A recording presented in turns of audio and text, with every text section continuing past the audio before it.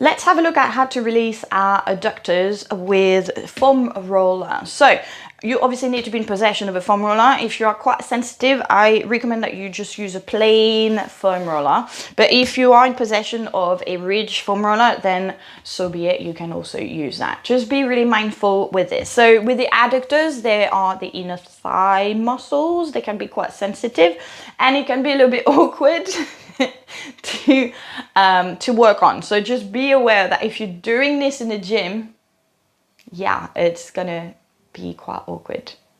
Yeah, let me show you why. This is always the one that I tend to not do in the gym. But you obviously have to roll into a bit of a half split here. So I tend to like sit almost like on my knee here, yeah, and then we're gonna simply kind of like roll up, and I like to find a nice tight spot here, and then I'm just gonna roll over the muscle up and down. And as you can see why it feels like it's a not so safe for work kind of tutorial. And I just simply keep myself moving a little bit down and to side, and I roll my thigh up and down. And once I reach, just be really mindful when you're, this part can be quite hard to reach. If you find it quite hard to reach, you can also do it in a bit more of a seated hamstring and then reach from your hamstring sit. So it's like a 90-degree angle and you roll into a hamstring reach, and it's a really nice release here.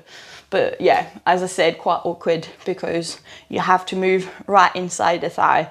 And then you move on to the other side. It's just that easy for the adductor release.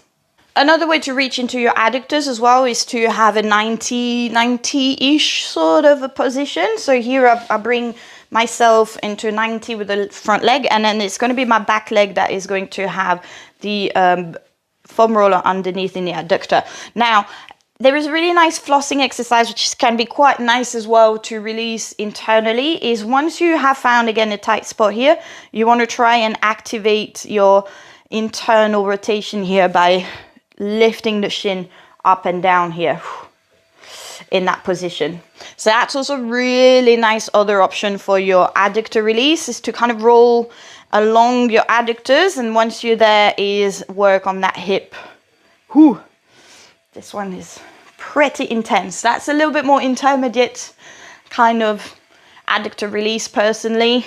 Yeah, but this is also another option if you struggle with the first couple of movements. I hope that helps.